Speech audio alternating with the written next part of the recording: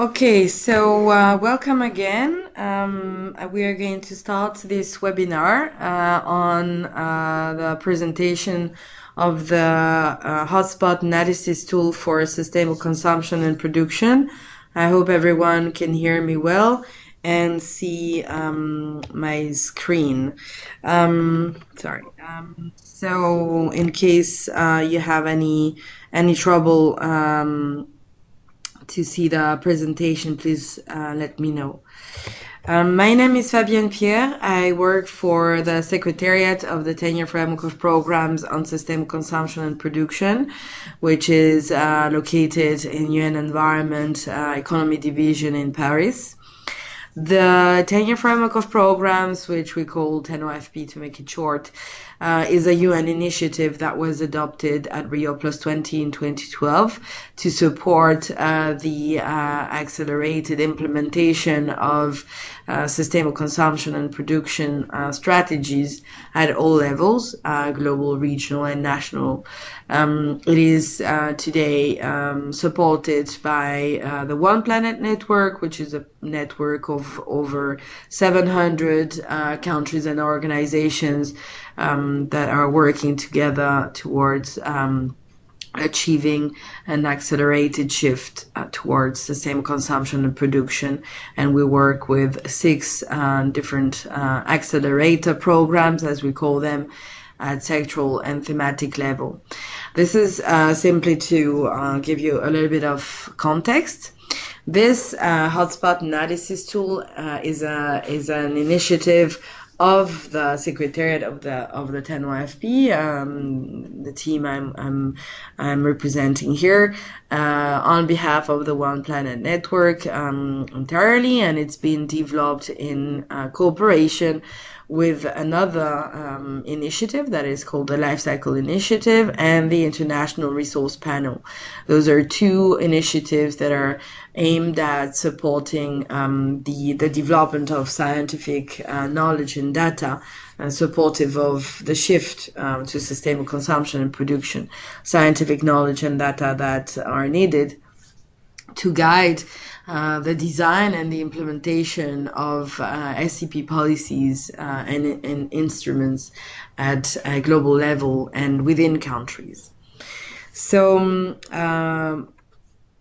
this tool, what is it exactly? And I'll give you just a short introduction before I actually give you a live presentation of this tool, just so that you know, this is an online application that is already available to all and is online. So you have the link already. You can go there, you can explore the data, you can use it, and you will have to use it for an exercise that will be presented at the end of this presentation.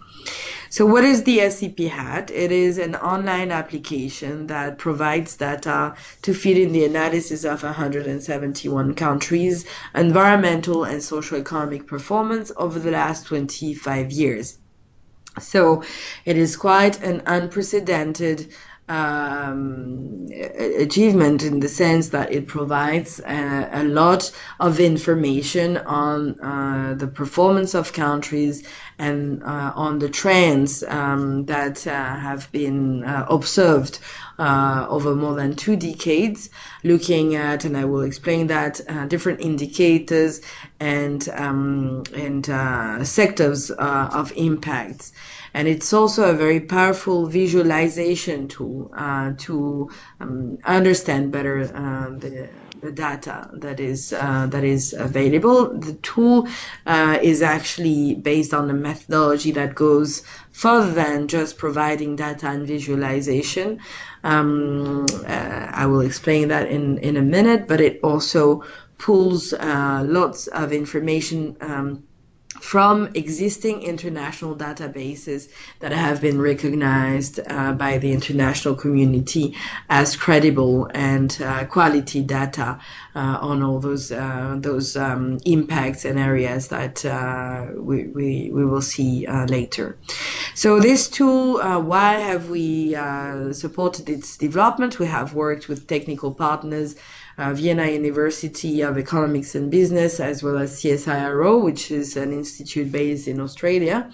So we have worked with scientists and developers on this application to respond to the need that countries often have raised in terms of having a better access to scientific knowledge and scientific evidence of unsustainable consumption and production practices, or hotspots of unsustainable consumption and production practices where those are particularly prevalent, so that they can have a better idea of how to design their strategies to address those hotspots. So many countries have made a lot of progress, taken action to develop public policies, national action plans on sustainable consumption and production strategies, either overarching policies or sectoral policies. But very often we hear that from them that even though naturally they have a good understanding and knowledge of what are the key sectors for their national economies and key environmental challenges, they still are looking for this empirical evidence of the hotspots that they could address in their strategies to have greater results while implementing those strategies. So this is the very function of the SCP-HAT, which is to inform the design and implementation of national science-based SCP strategies. I was saying that the SCP-HAT provides a lot of data, provides visualization tools to better understand this data and compile and synthesize the data.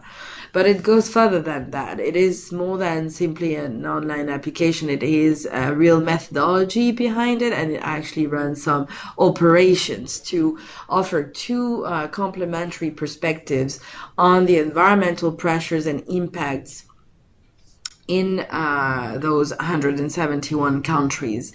So those two perspectives are the domestic production perspective, which is what we call the territorial approach, which provides information on the environmental pressures and impacts allocated to a given country where they physically occur. So that is irrespectively of where goods and services are finally consumed. So we're really looking at the production at domestic level on the territory of the country, what is happening through the production processes that are physically located in the country. And the other perspective, which is complementary but provides a completely different picture of environmental pressures and impacts, is what is called the consumption footprint, which is the footprint approach. And it's kind of the opposite approach, I would say. So here the environmental pressures and impacts are allocated to a country where final consumers reside, irrespectively of where those pressures and impacts have physically occurred. So we're not looking at the production processes within one given territory here, but really at the products and services that are consumed in a given country, and the pressures and impacts that are attached to those products and services, whether they have occurred in other countries where those products and services may have been produced partially or totally. So it's really looking at the impacts and pressures along the value chains of those products and services consumed by a given country. So how does the tool do that? So it uses a unique framework that combines national environmental and socio-economic data with trade information, so that we can estimate the supply-wide environmental pressures and impacts and allocate them to the country's consumption. The tool is using two approaches that are complementary for those footprint type indicators. First methodology is the environmentally extended multi-regional input-output analysis that some of you may know, which is actually looking at the exchanges and the interactions between sectors and across countries, and allocating values and impacts and pressures to those different sectors, industries, and interactions. and it uses also the life cycle impact assessment. I will explain where to find more information on the scientific methodology that is behind this tool. I want just to clarify the fact that here in the Secretariat of the TANOFP, I'm in charge of supporting national implementation of SCP strategies and their development, but I'm not a scientist, and I'm not the scientist behind this the methodology. That's why we have actually involved the International Resource Panel, which is a renowned international scientific body, to supervise the development of that methodology. So just to clarify and to tell you that if you have very technical questions on the methodology, they are very much welcome, and I would be happy to consult with our scientists to bring some answers to you, but I may not be able to answer those questions right away. The last important point to make about the methodology is that, and the tool itself, is that it provides information on the performance of national economies broadly, but also on the sectors within the economies. And at the moment, the tool provides information about 26 sectors and product categories, which is the level of details of the underlying model that we are using. I will show that in a moment. I will show you that in a moment. But in the future, because this is the first version of the SCP-HAT, we're hoping that we can add more functionalities, more indicators, data, but also that we can have a more refined analysis of environmental pressures and impacts per sector. So to look at subsectors within those 26 categories. The indicators that we have been using for the first version of the SCP-HAT. So at the moment, the prototype integrates data on raw material use, GHG emissions and climate change, air pollution and health, land use, and biodiversity loss. Why have we decided to integrate data on those 4 areas? And for each of those areas, you will see that we integrate data on a series of indicators and measures.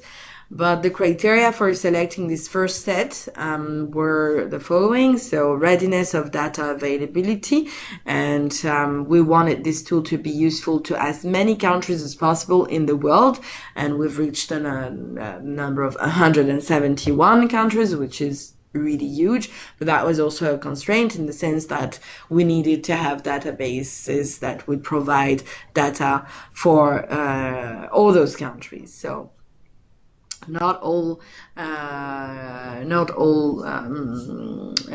environmental issues have at the moment such a broad set of data already available, checked in terms of quality, and considered as credible source of information at the international level.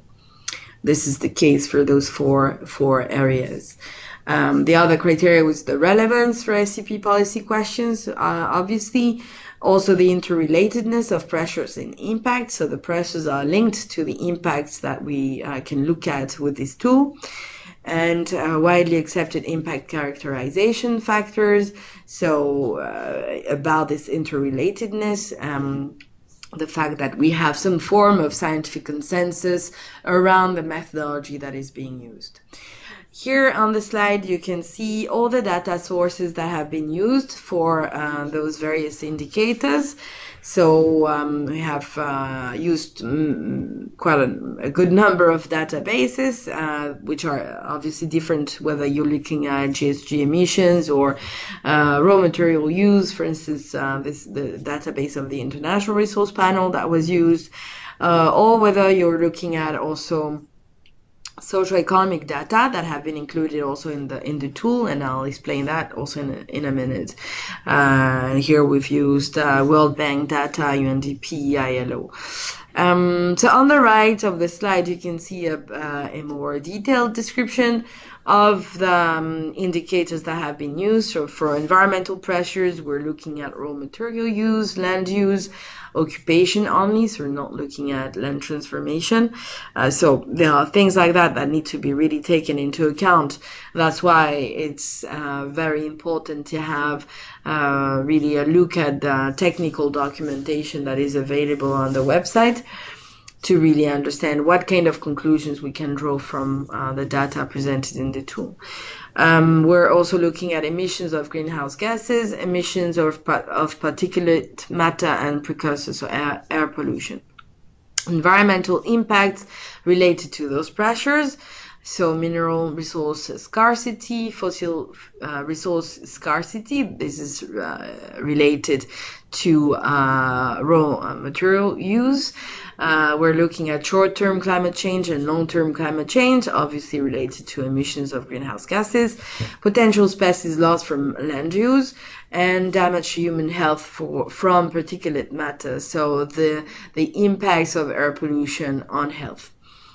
And we have included, as I was explaining, also some data, basic socio-economic data, including GDP, Human Development Index. And when looking at different sectors, we can also get information on their value-added output, employment, and employment for men and women. So at this point, maybe I would like to open the floor and invite you to ask any question you may have, and then I will start the live tour of the SCP-HAT. So if anyone has a question, I'm going to unmute the audience, and so don't hesitate to activate your microphone or to ask the question using the conversation box.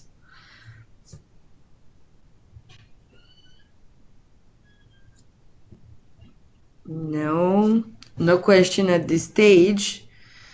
So let me start the tour of the tool.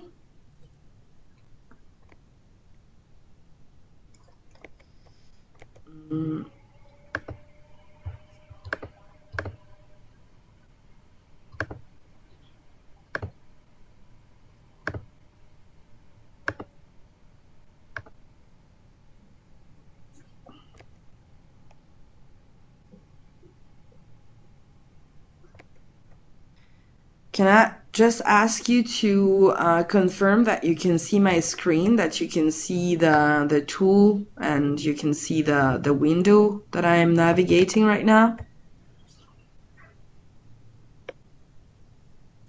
It's all good, it works. Thank you very much. So this is the SCP-HAT. Like I said, it's publicly available, so you can and you will have a look for the exercise that will be presented at the end of this webinar. So here's the URL that you can already note. This tool is organized around 3 modules. Before I go into the modules, I just want to say that you have a little bit of information about the tool itself. Here is simply the partners that have worked on the development of the tool. And in this section on methods and data, you have a lot of information on the methodology, the approach, a bit of what I just explained, and you have access to a much more detailed technical documentation that explains the applied methodologies. So I'm just gonna show you that you just click on that link and you'll get access to that technical documentation. So it really goes into the detail of the methodology that's been used and the operations and the data. Here is a brief summary of the methodology, but also a description of the data and indicators that have been used. So you have definitions, but also links to the databases that have been used, and an indication of where those databases have been are actually being mobilized throughout the tool. So I have that for environmental pressures. For instance, if you look at raw material extraction, you will have the name of the source, which is, as I said, UN Environment International Resource Panel, Global Material Flows Database. You have the link to the database, you have definitions, descriptions of the modules and sections of the tool that are actually using the data. And same for all the pressures, same also for the socio-economic indicators. For instance, we have, sorry, just a second. So we have included information on population growth, and this comes from the World Bank Group. You have the link to the database again, you have the definition, and so forth. And the same for environmental impact. So this is really for clarity and transparency of the data that is being used and methodologies. Okay, so I'm just checking some comments here. Presentation appears static. So do you mean you cannot see me navigating the page?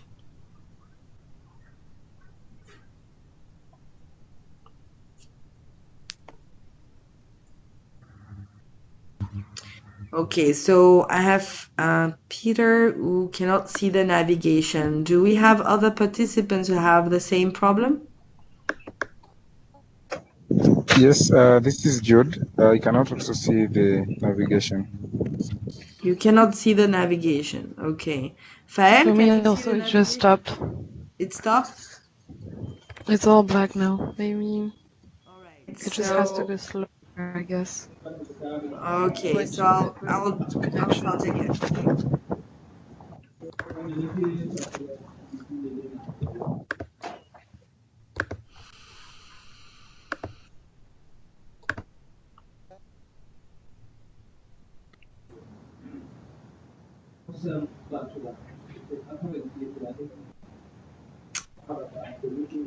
Can you see my screen? Yes. For me, it works.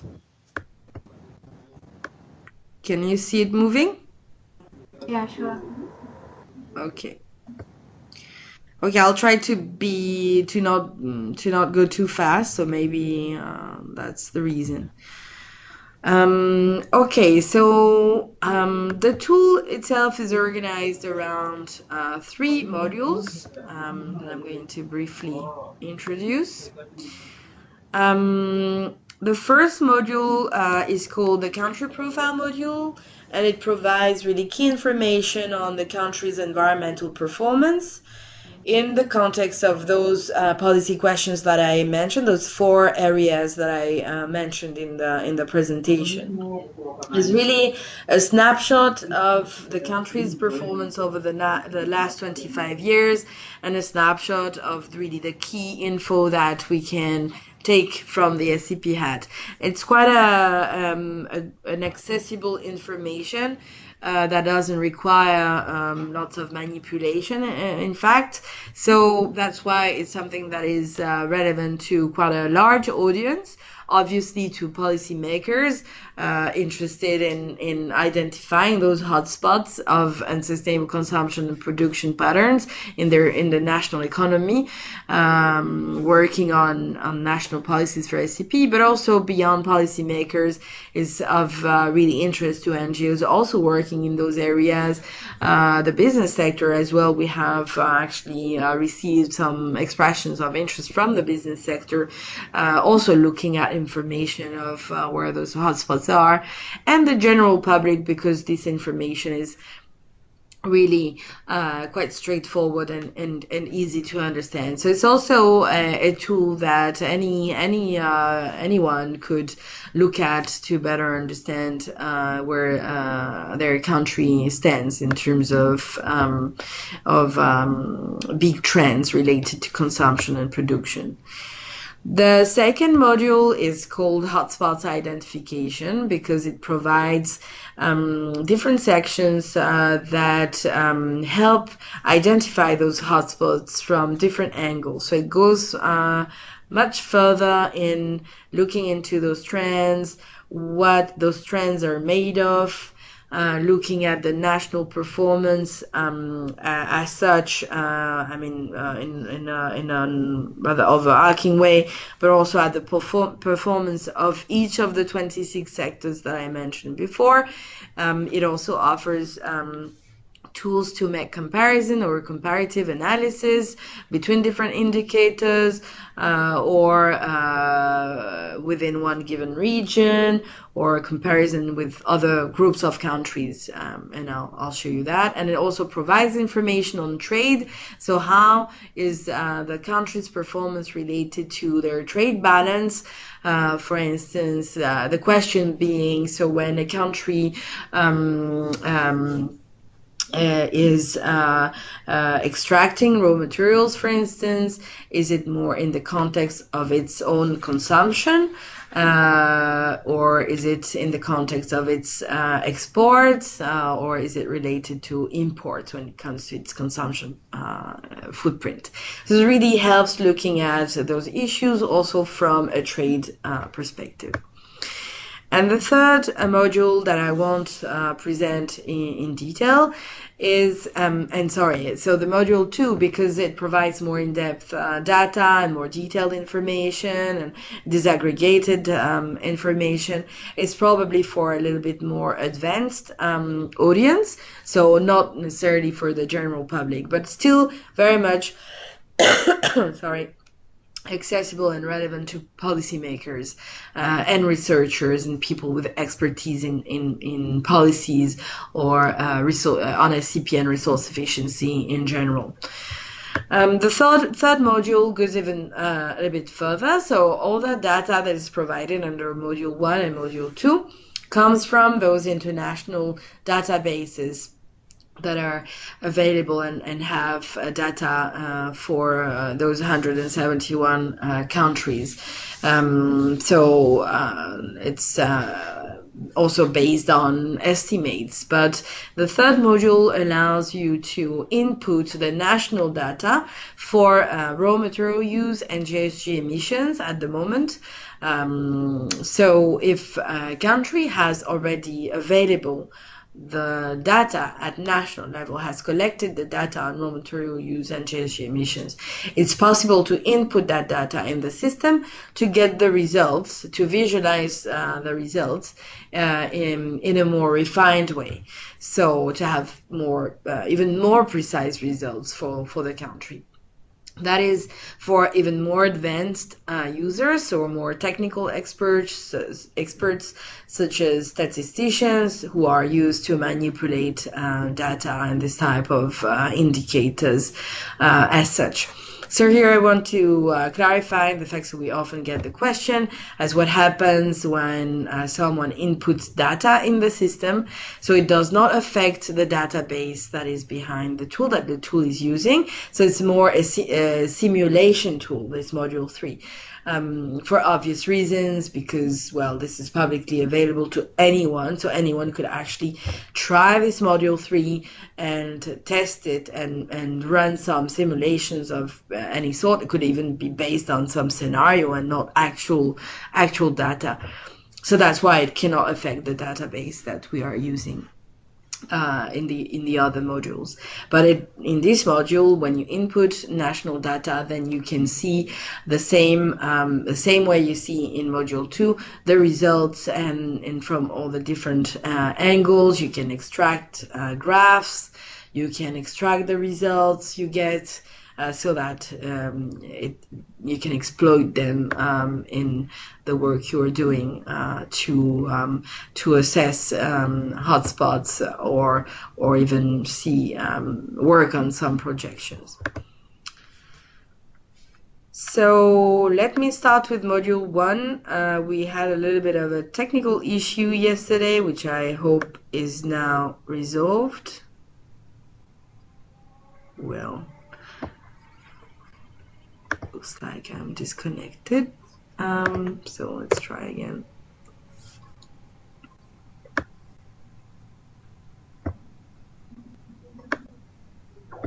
Takes a little bit of time to load because there is a lot of information behind this tool. So let's be patient. Okay, it's faster than yesterday. Okay, so this module 1, like I said, provides snapshots. So to start with, you have to select your country, the country you're interested in. I don't know, we could, is anyone interested in me selecting their country? Uganda. Right. You are the fastest, so let's go for Uganda.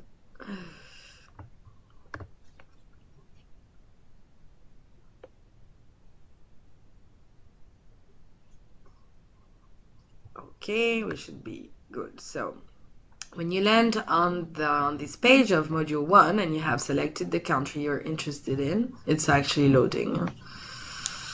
You have access to those 4 areas that I mentioned. So you have a little icon for each of them, and you can also already see it's not yet updated, but yeah. Sorry, I'm receiving messages. Okay, so can you still see the presentation? Yes. Okay. So this is the results that you get for Uganda. So you have a snapshot and meaning, some trends for the key indicator for each of those areas. So for instance, material use here, you get the trend over the last 25 years. As you can see here, it's decreasing of material footprint per capita, in tons per capita. For GHG emissions, you can see an increase over the 25 years based on the carbon footprint per capita as well. And then same for air pollution in relation to health impacts, and land use based on land footprint per capita as well. Then when you click on one of those, it takes you to a more developed presentation of those trends. So you have a little introduction to this policy area, which is sustainable use of raw materials. When you have a word that is underlined, it means that there is some definition available. So if you hover over the concepts, and you'll see a little box with definitions, and if you also have a little icon with an eye here, also gives you some tips for how to use, how to extract the information and so forth.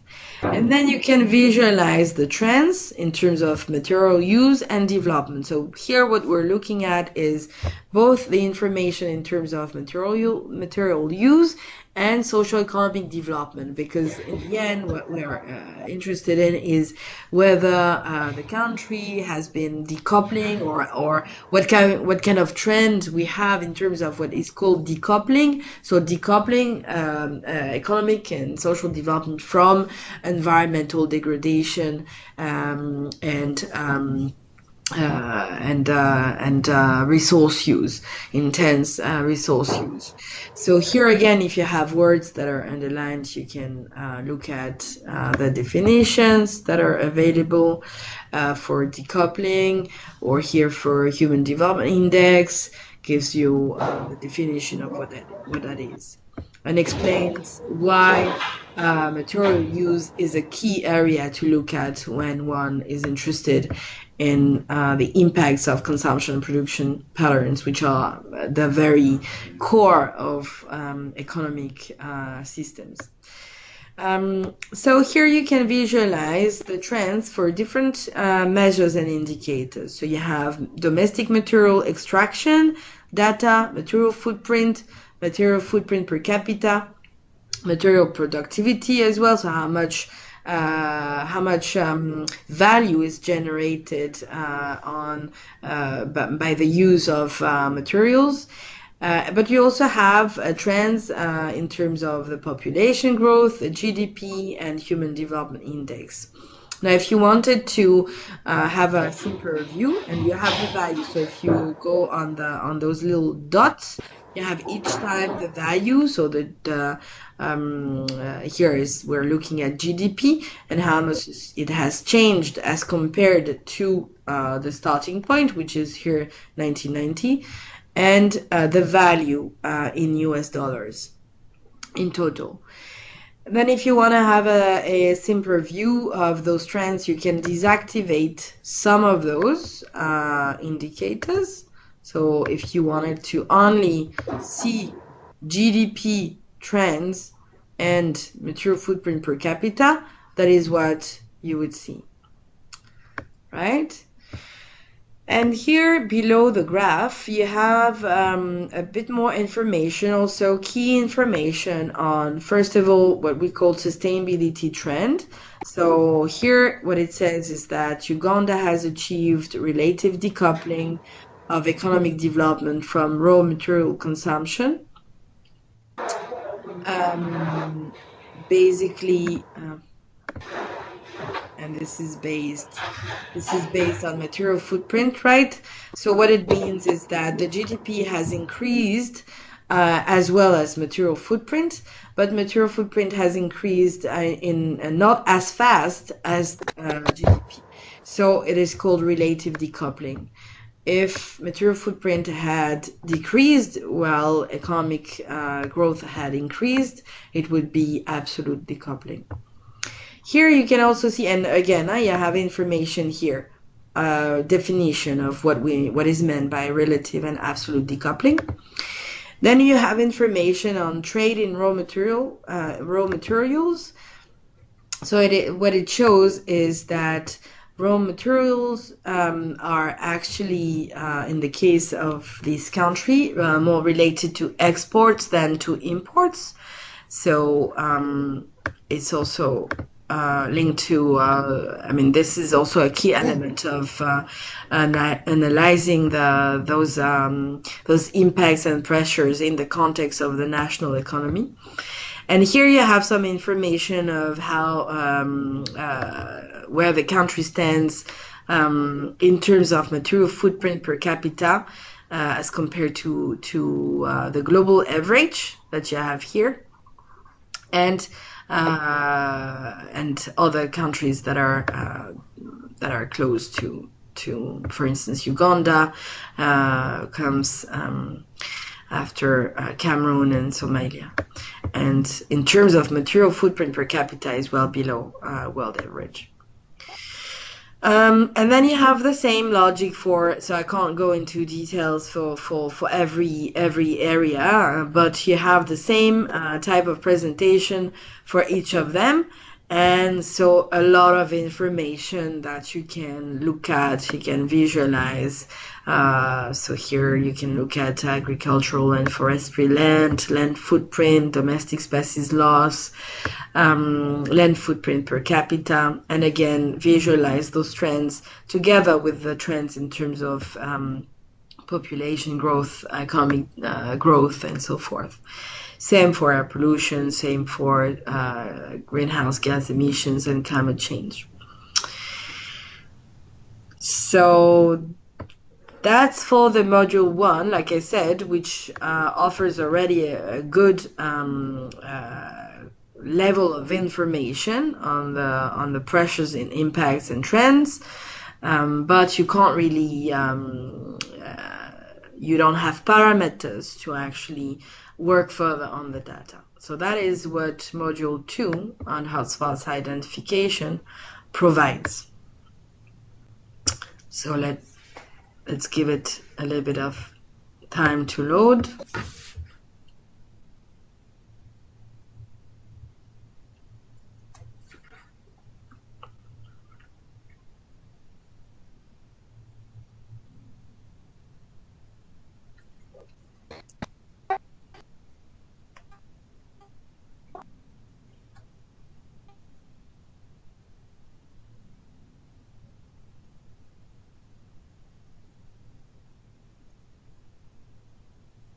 Okay, so hopefully today it's not module 2 who's letting us down.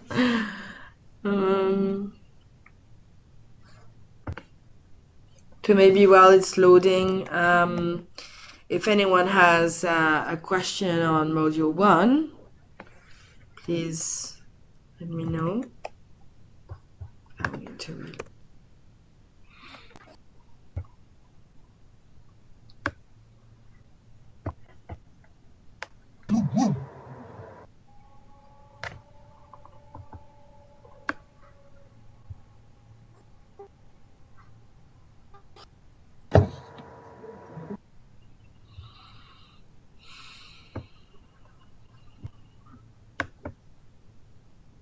I think the connection is making it a little bit challenging.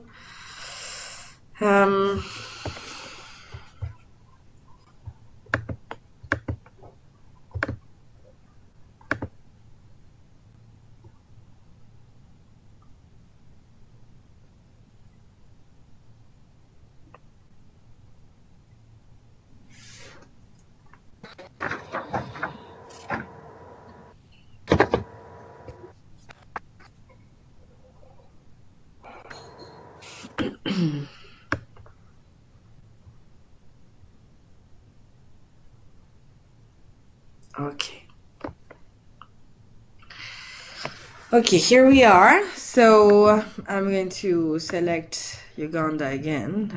I mean, usually it would have kept the same country selected, but because I had to reload, it's not the case.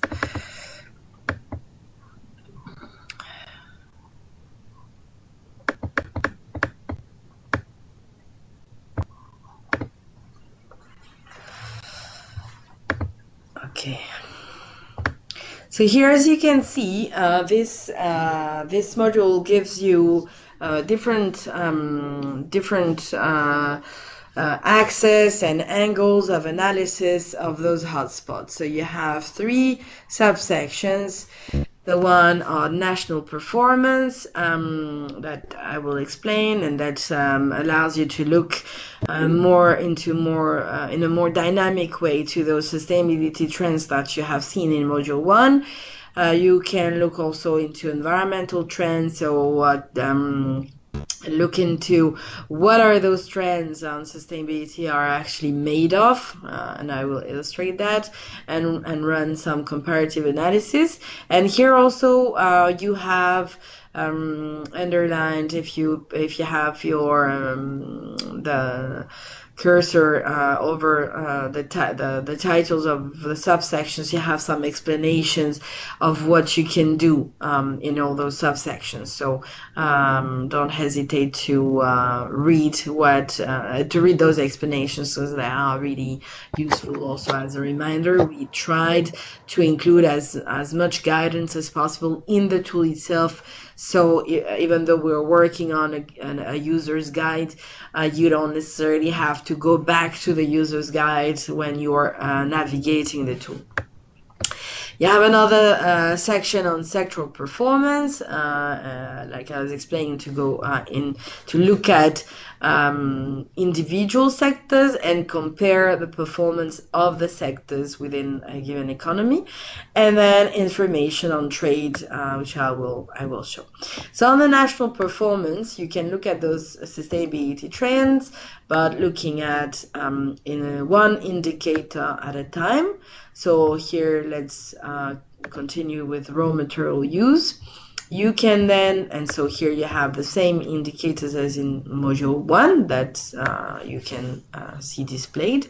But here you can select the perspective that you want to look at. So either the consumption footprint, looking at those figures based on what the country is actually consuming, or the domestic production perspective that will give a different view, a different image of what is happening, and different indicators obviously here. You can also select the period. So here by default is looking at the 25 years, but you could decide to look at the trends over the last 10 years instead. So to have a different view and different figures, because the figures are calculated based on the starting point. So it's important to make sure that you're looking at the right time scale. You can also decide to look at the data by 5-year average, which shows you the large movement, the big trends. So less details, so you don't have the figures year by year, but you have the figures for every 5 years average. And so it gives a different view of those trends. And then you can run some comparisons. So here when we're looking at domestic production, raw material use in the context of domestic production. So for instance, looking at domestic material extraction, material productivity, domestic extraction per capita. So I don't know, let's say we want to look at domestic material extraction and GDP together and the trends. So they have both increased, but that would be true for many countries. So you can compare to, for instance, another indicator. So if you wanted to look at mineral depletion as compared to raw material use, so it has reactivated. So let's say you want to look at domestic material extraction, GDP, and domestic mineral scarcity. So if you wanted to look at those two indicators simultaneously, that's how you would do it. And then obviously understanding and interpreting this information requires also some good knowledge and expertise in those areas. Or you could also compare to a region. So by default you would have the world average that would be showing here, but you could decide to look at sub-Saharan Africa, for instance, and see what are the trends regionally. So that's for the sustainability trends, and you could do that for every indicator that we have, which is here the impact indicators from, like I said, the two perspectives.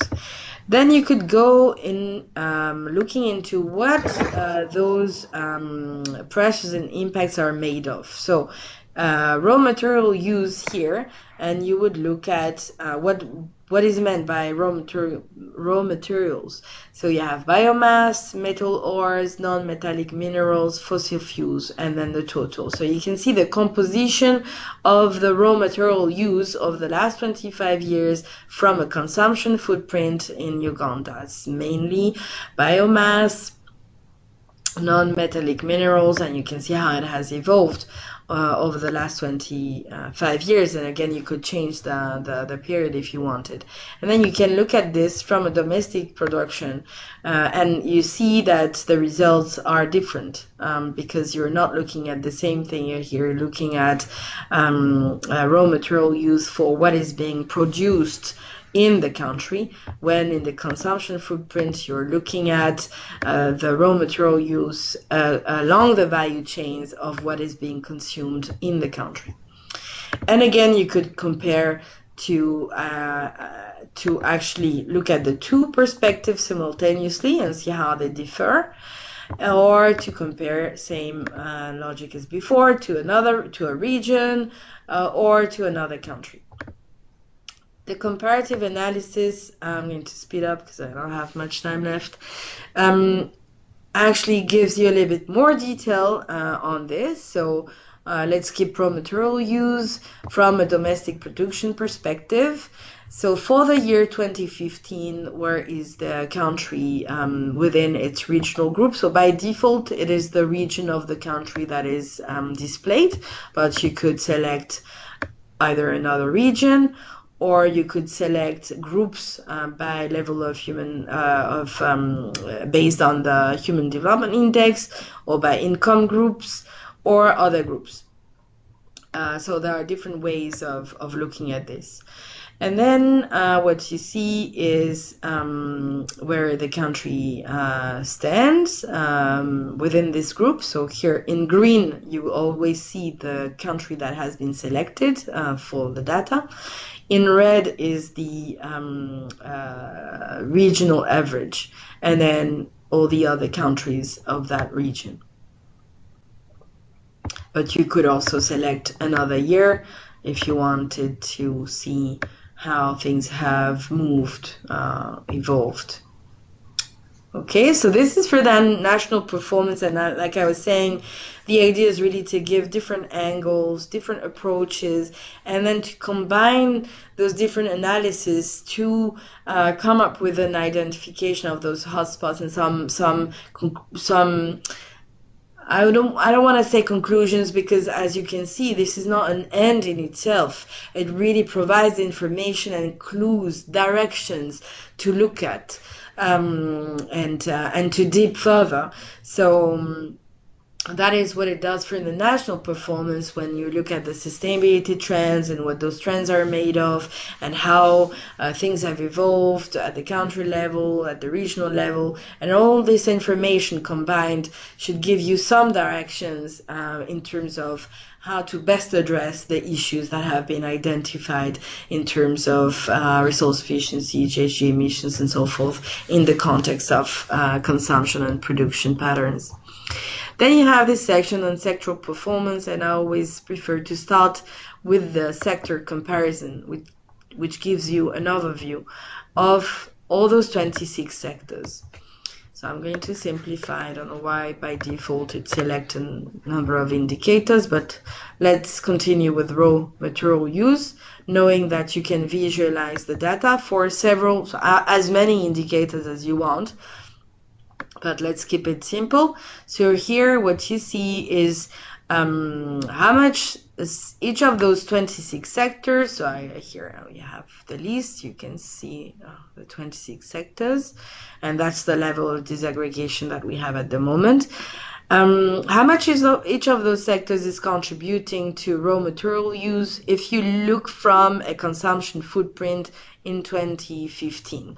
So you can see that the most contributing sectors would be food and beverage, agriculture, construction, hotels and restaurants, as we can see also. Then the service sectors of services in general, wood and paper. You could also look at this from a domestic production and see if the trends would be any different. So they would, as you can see, would be mainly agriculture, mining, and quarrying.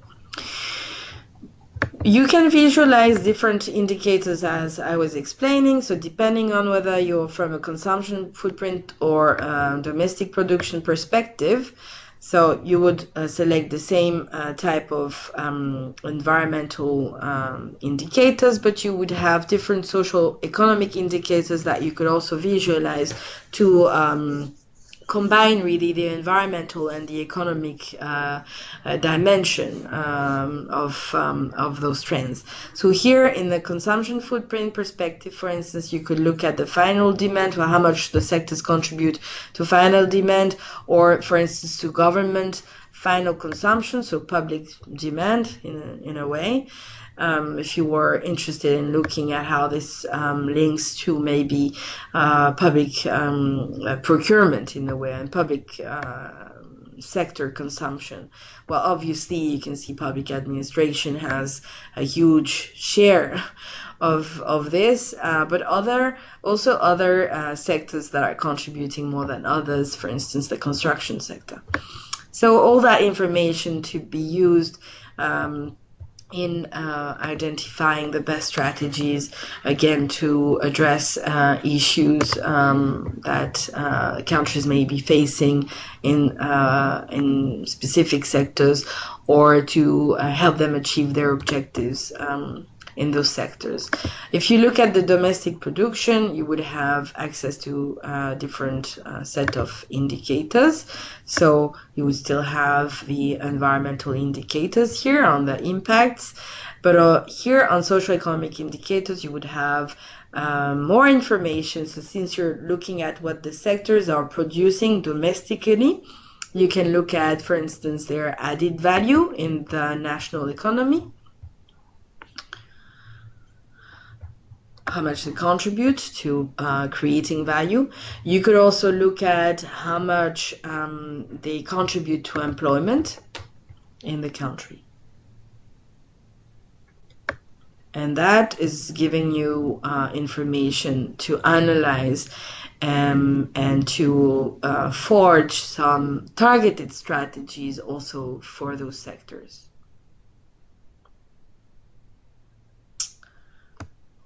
And again, you could decide to look at a different year. You could also compare to the world, to look at the world average, or look at the regional average, and so forth. And you would see here what is specific to Uganda, what is the world average, and if you're interested in other groups, you could select them. Since I have only a few minutes left, I'm going to go to the trade section. So what this, so here you have some more explanation. I really encourage you to read those texts. Again, with raw material use, let's look at this. We're looking at the trade balance trends for Uganda over the last 25 years, again, because that's the default period, in the context of the world. So what it shows is that Uganda is mainly exporting raw material use and has increased its exports over time, I mean, with some variations, obviously, but it exports more than it imports. You could look at another perspective, and so you could see how much of those exports is directed towards which regions. So mainly here you can see that the exports are mainly directed towards Sub-Saharan Africa over time, with a big increase, but also Europe and Central Asia, Northern America and to a lesser extent, East Asia and Pacific, and also Middle East and Northern Africa, with also an increase. So it gives you also a better idea of where those experts are going, basically. I could do that with the other indicators, like I explained. The comparison here can be done with a specific country as well, with the region, and all the different groupings that I mentioned earlier. So if you were looking at income groups, I don't know if that would make any sense. But I mean, really, it's a tool that you need to explore.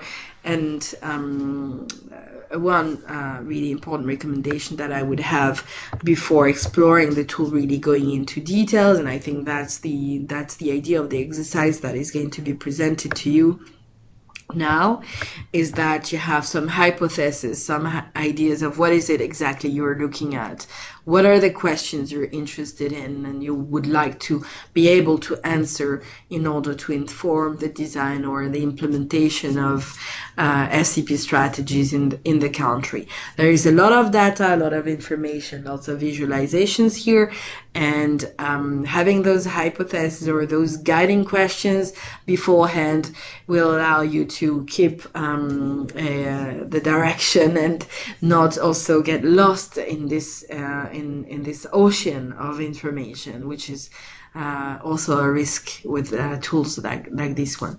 So that's a recommendation that I have for you. Maybe before Fael presents the exercise, if anyone has any question you would like to ask on the tool or the module. Obviously, if you have any question while you're using the tool, testing it, experimenting it, I'm available to answer any question you may have as much as my ability will allow by email. But if you have any question now, please don't hesitate to activate your microphone and take the floor.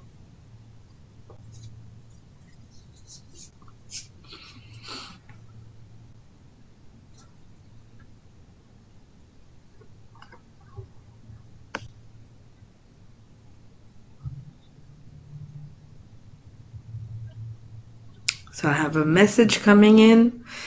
In the meantime, maybe I'm gonna stop sharing and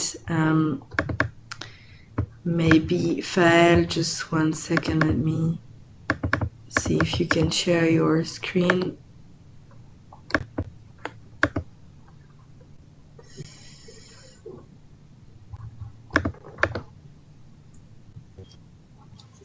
There was also a question from Krishna.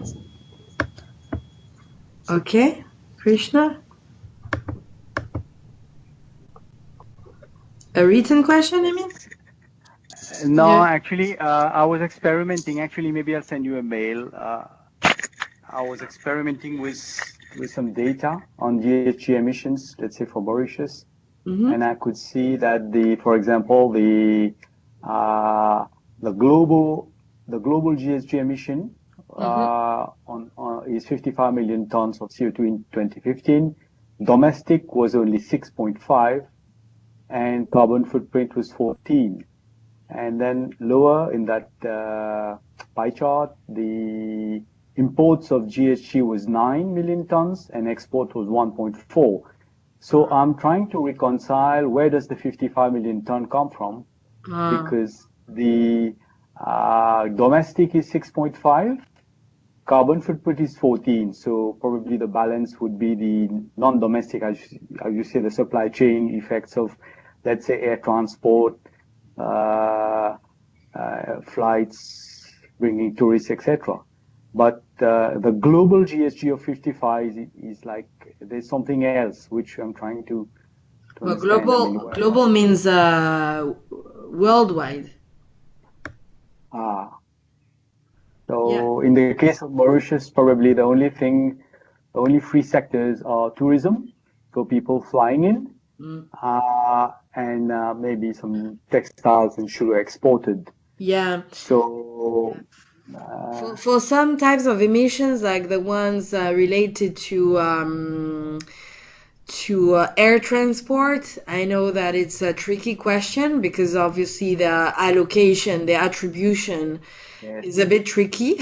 Do you attribute it to the originating country or to the... Well, that's the thing. And here, like I said, this is where the limits of my expertise probably are, but this is well addressed in the technical document that you have.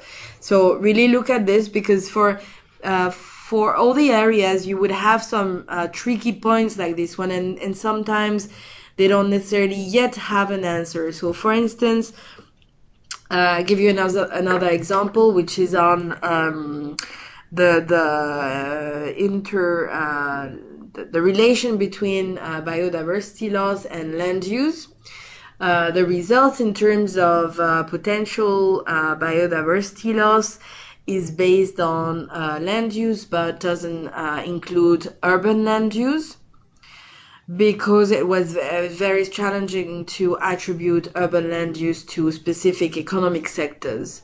So the results that you get are only partial.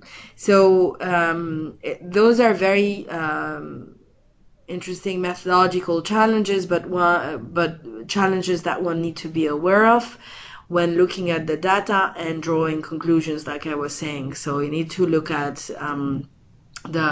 those methodological points specifically, and if you identify things that you don't understand or that appear to not be coherent, first look at this technical document that may bring you some answers, and if not, please send them to me so I can consult with our experts, because it's a prototype that has just been launched.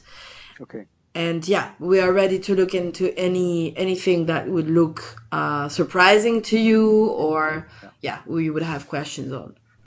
Okay. Thanks. Thank you.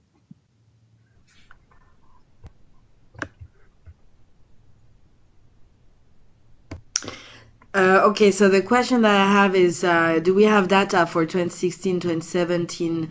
Not yet, because that was also still for the same reason as I mentioned, in terms of how did we select the indicators, is because we wanted to have data for as many countries as possible.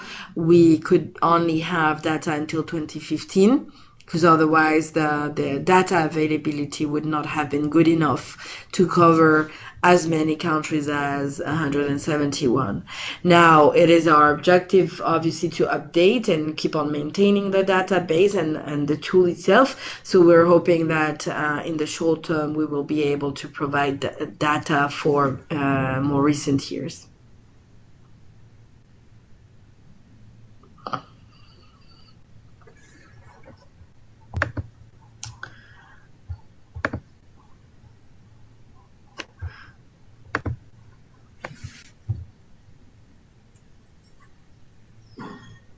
So I have other people typing messages, but maybe, Fael, do you want to present the exercise quickly?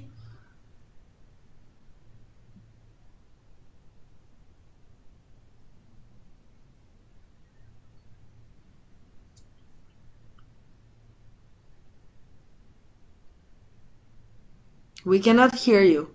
You're muted.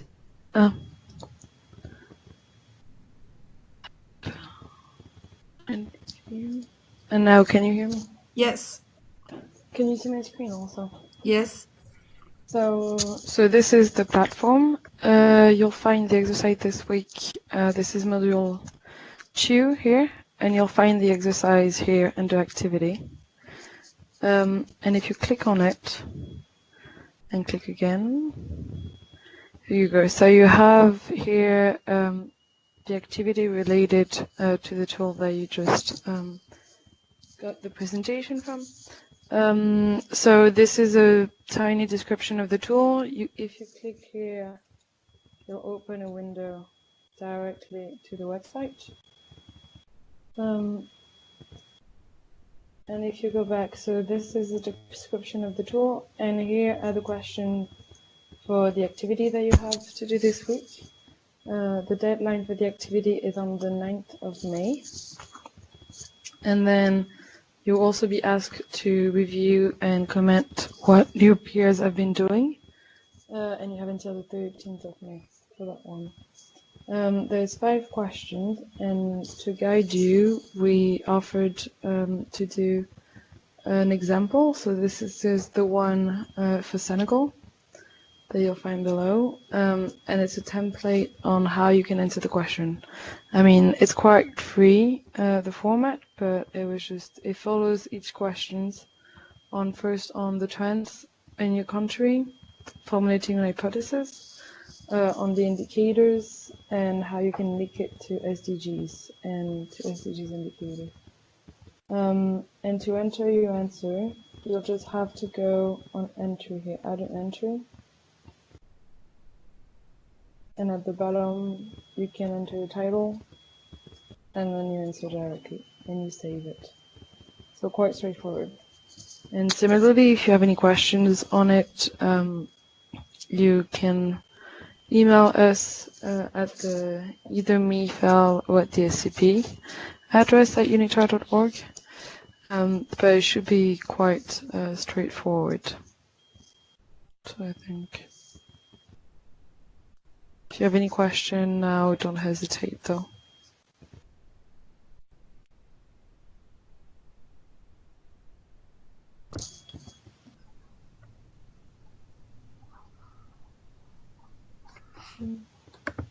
Okay.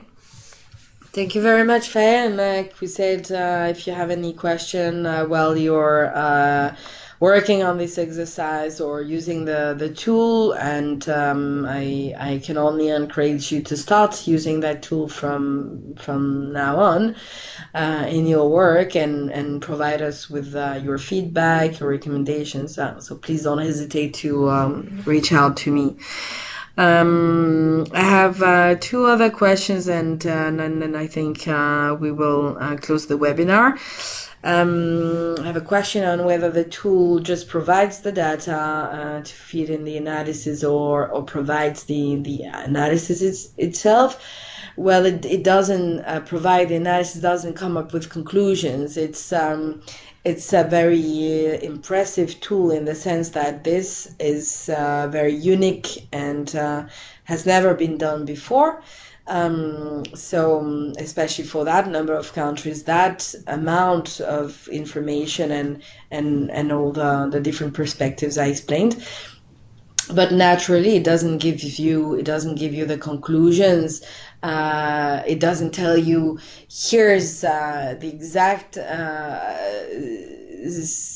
area or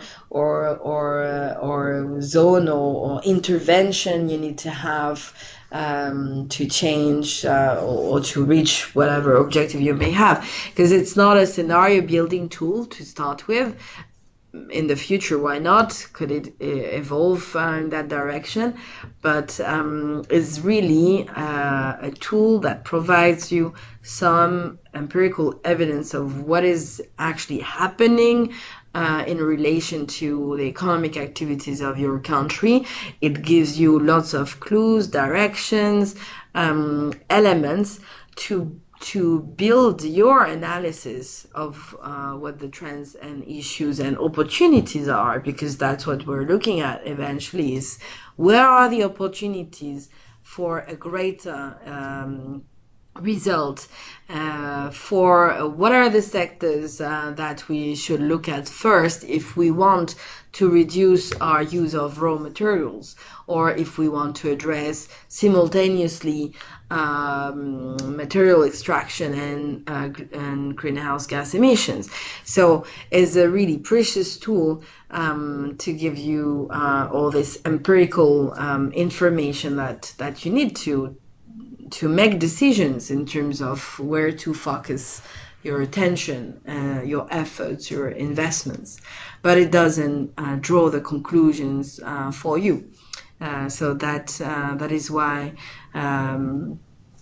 in the way it is being used at the end of the day is much more appropriate for policymakers, experts, and even statisticians to use that tool. We are also working on some capacity building activities, because we know that it requires quite a lot in terms of understanding every aspect of the tool and information that is provided. Then the last question is about the fact that the website becomes unnavigable, freezes basically after some time. Well, I'm not sure intention, yeah, it's probably intentional, but it's mainly related to the fact that, as I was saying, the system demands a lot of resources to exploit the data, because it's a massive database behind, and so because of that, if you don't use it for a certain time, then it will freeze, so you will have to reload the page.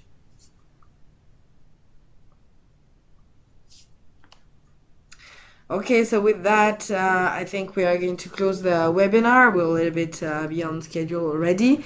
Thank you very much for your participation, for joining, and again, also have a good exercise, and don't hesitate to reach out to us. May you have any question. I think the recording of the webinar will also be made available, so if you want to listen to it again, you should also have that possibility.